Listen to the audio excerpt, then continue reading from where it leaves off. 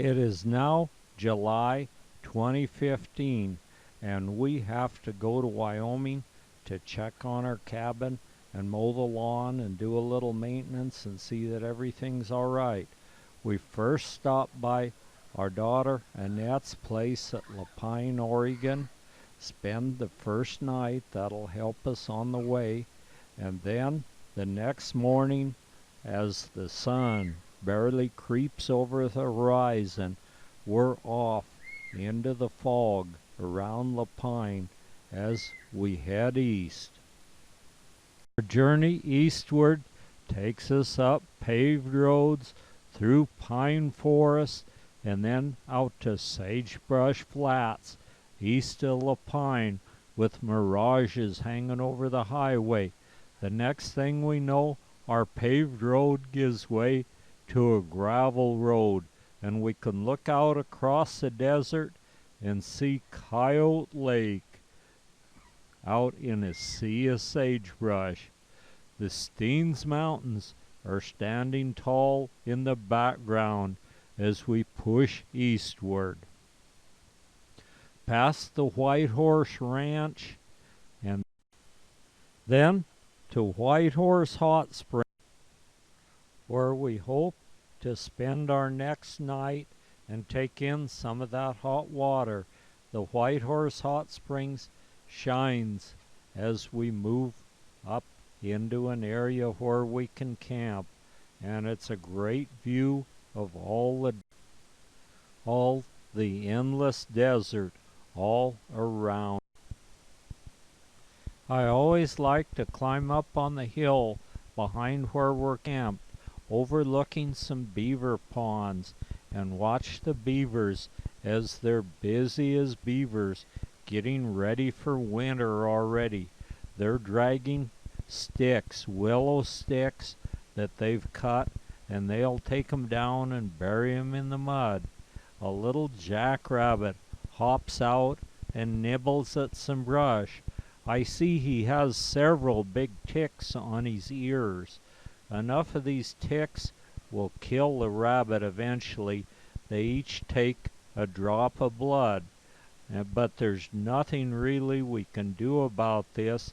That's nature, and our job is not to interfere with nature, just to observe it.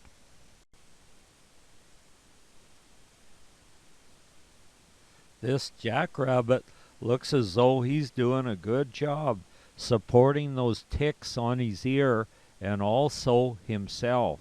And he's always keeping that all-important eye on the horizon, looking for something that likes to eat rabbits.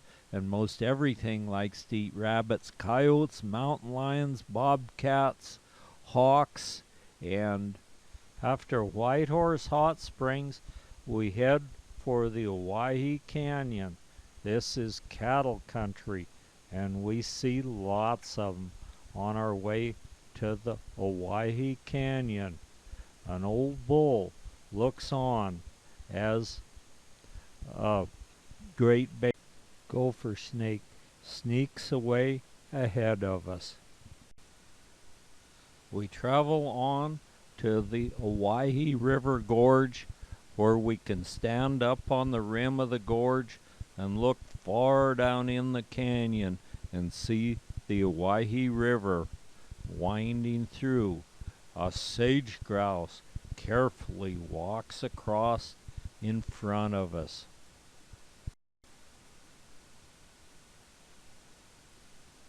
We travel on till finally we found the road where we can go down in the Owyhee Canyon itself. Across, we see the remnants of the old hand-built military road, which was used for Indian fighting and to haul the mail over to Silver City, Idaho. We break out our fish poles, toss in, and wow, were those bass biting. They were so into biting that they jump out of the water and grab your plug before it ever hit the water. So we're doing great on bass, and boy, are they good eating. Marge catches one and fights him up next to shore, and then we'll have another bass for dinner.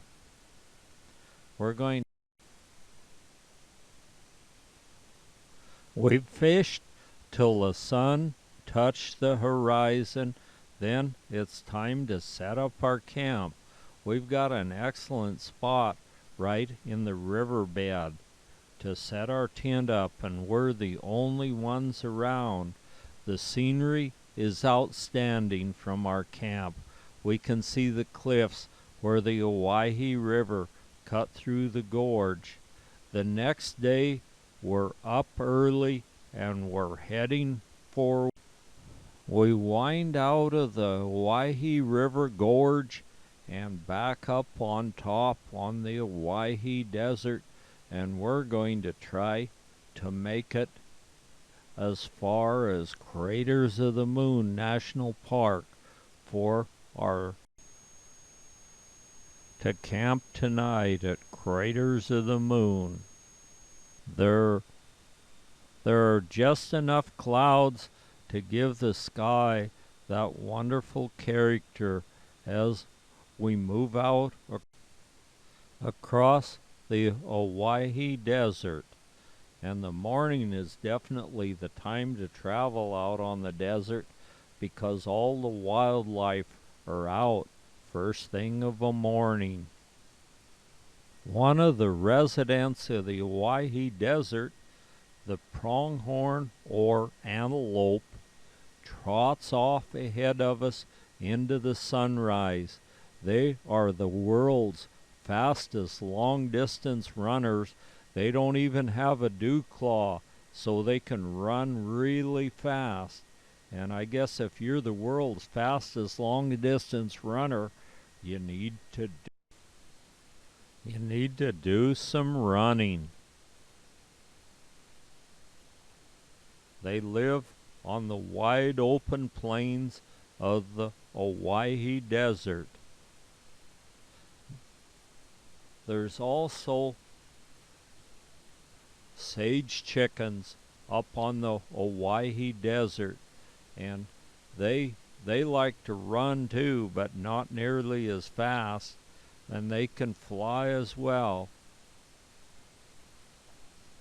The sun is gradually peeking up over the horizon, and we look ahead. We see some long necks and some big ears, and there's a little group of mule deer.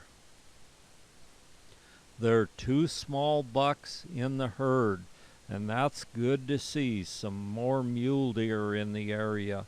The mountain lions have pretty well eaten them up, but we still have a few. Fortunately, there's a nice little buck, and he's very proud of those antlers. He'll be polishing them up and getting ready for fall real soon. We move on. The next thing we know, it's just shortly afternoon, and we're at Craters of the Moon National Park. We're going to take the short trail down and try the little hot springs out. It's an excellent little hot springs. The name of it is Wild Rose, or some just call it Horse Trader Hot Springs. A short path, and we're to the hot springs, and it looks great, and we're the only ones here today, so that's great too. We'll find a place to put our gear and get in the water and test that wonderful hot water.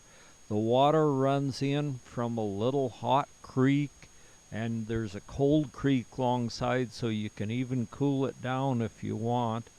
And the water is so clear that you can see the bottom is so clean and clear. And around grow all sorts of reeds and different swamp grasses. It's kind of swampy around there. This is on a private cattle ranch. Then an old magpie makes his presence known.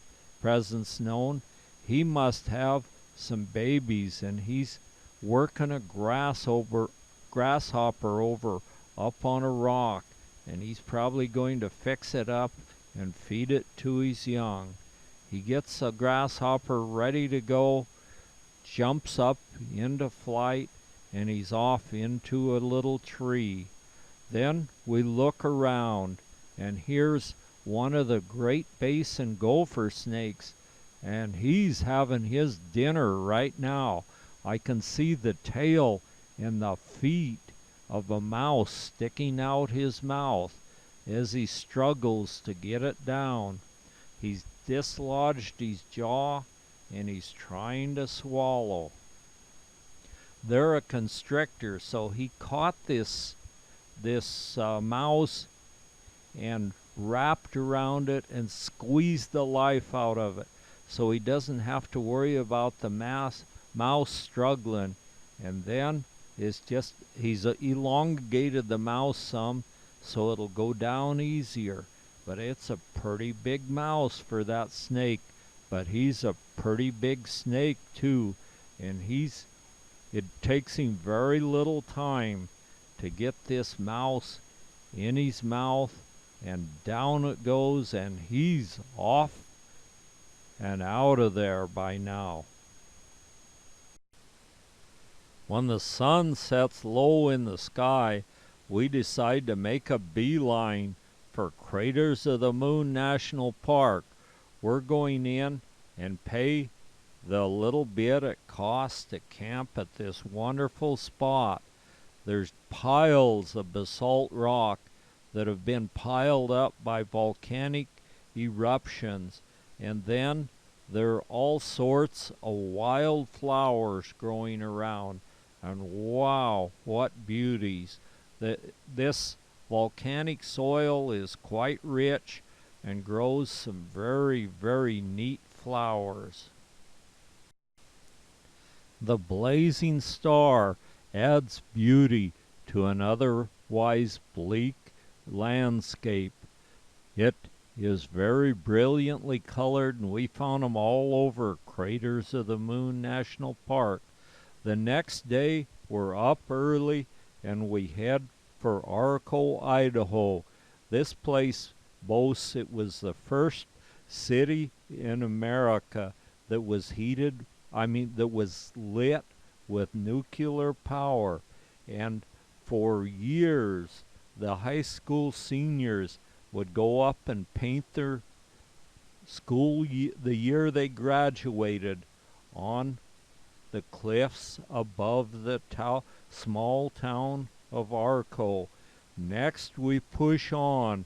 The next site we see is Welcome to Wyoming. And we're heading for our cabin in Wyoming. The Rocky Mountains are visible by now, and we'll soon be at our cabin. Our paved road eventually gives way to a 2-track dirt and gravel road, and then ahead of us is the site we've been looking for. It's our cabin, and boy, does that grass need to be mowed around it. They've had a pretty wet year, and things are pretty green around here, but normally it'll dry out, and that grass could be a severe fire hazard, so I'll get right on it and mow that grass. My little lawnmower grunts and sputters as I try to mow this grass. It's way too tall for it, but I just keep at it, and pretty soon I'll get it. A gentle Wyoming high mountain breeze causes the grass to sway in front of me, and the elevation is 7,600 feet here, so we're up high, but we like it up here on this high sagebrush plateau, and we can see 3 mountain ranges from the cabin: the Wind River, the Grovant, and the Wyoming Range. As I mow around, I find one badger hole after another, and it took me almost an entire day just to fill badger holes. We have a wood cook stove in the cabin. It's one of the old combination wood and electric, so we use it for heating and cooking, and it's very nice. And then the chimney, we have faced it with fish fossils that we dug in a quarry down by Kimmer, Wyoming.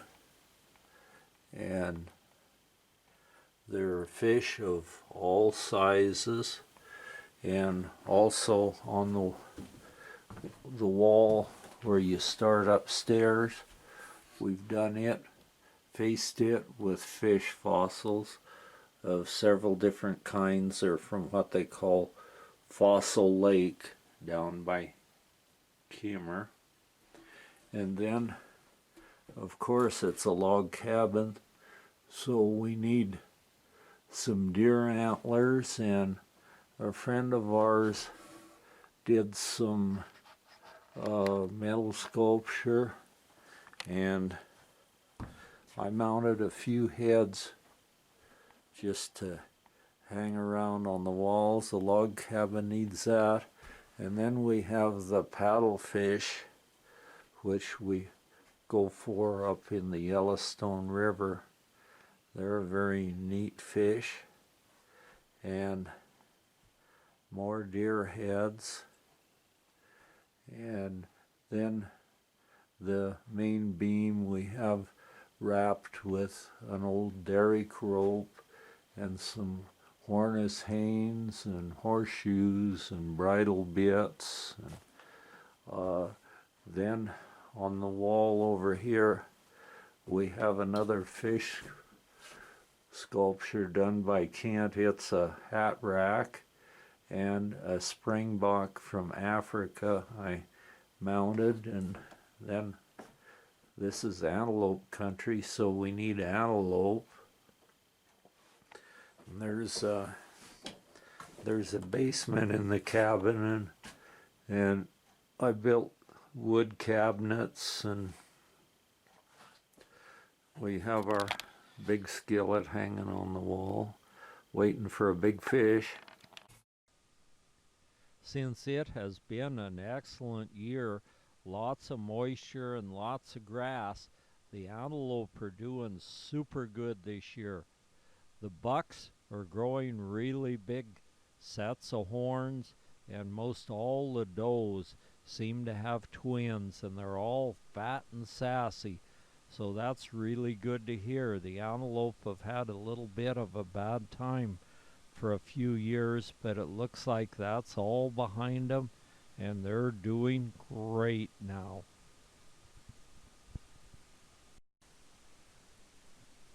The grass has grown so tall that some of the old bucks don't even bother to get up and run.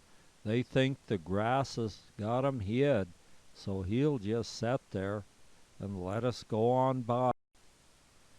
And the old does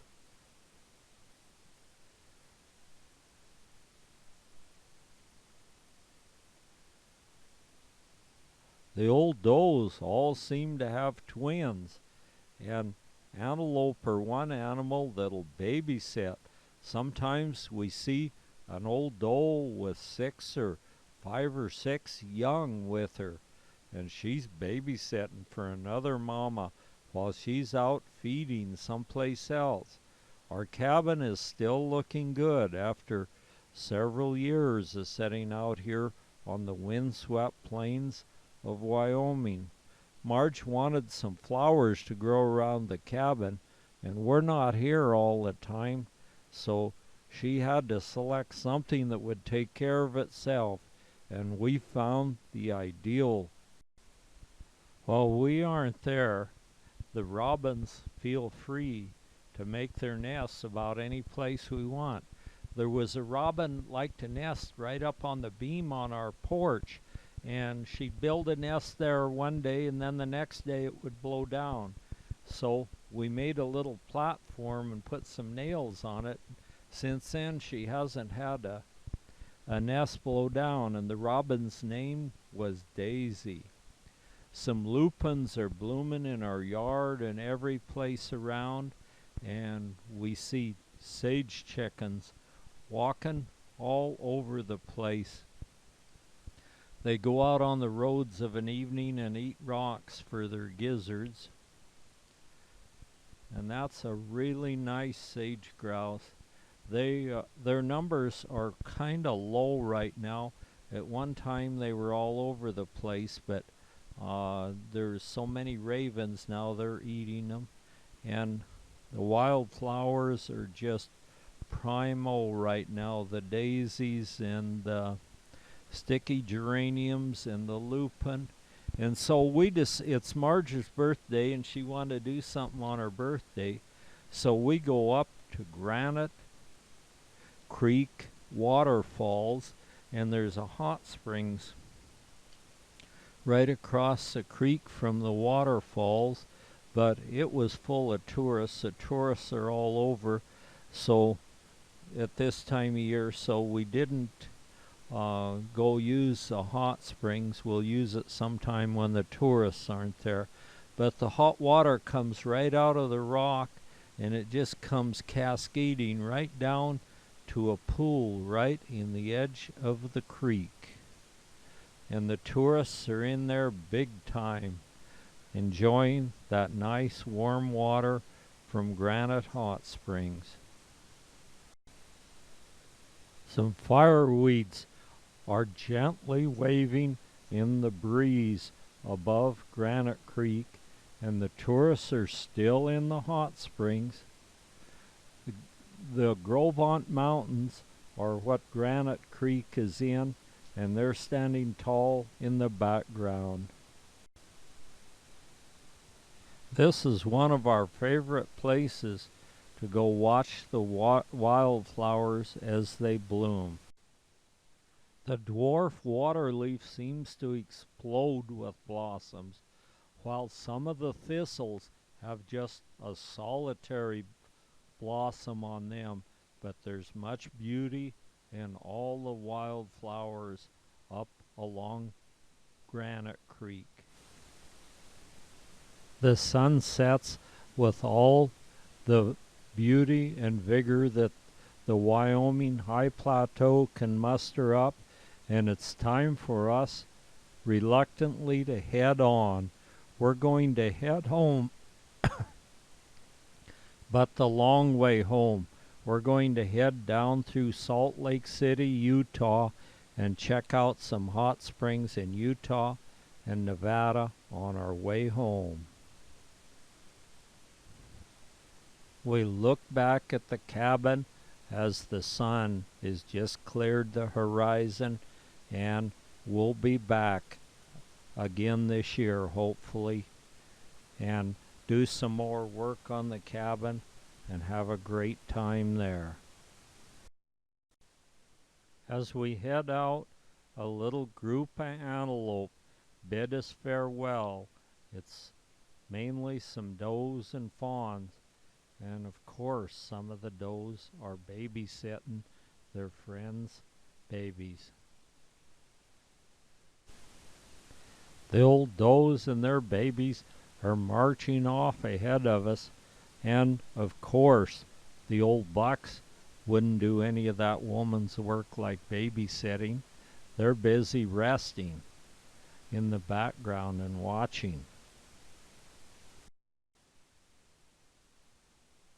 Throughout Wyoming, the antelope herds look good, and lots of does doing lots of babysitting. Next, we go into Utah. We can see the eroded hills as we start a descent down into Salt Lake Valley, then through Salt Lake City, and we go down to Spanish Forks, and find us a place to camp in a campground. There's some cows sharing our campground with us, but still they're trying to charge $21 a night. Then we decide to make the hike up Diamond Fork to the Diamond Fork Hot Springs. It's about a 2.5 mile hike. The bat house. Yeah.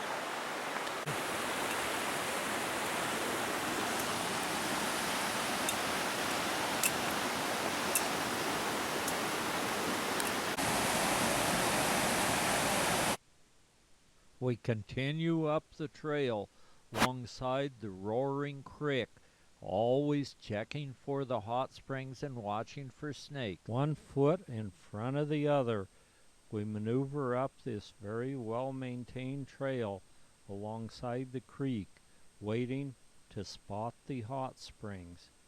Across a bridge and then on up another fork of this creek. It takes about an hour to get up there.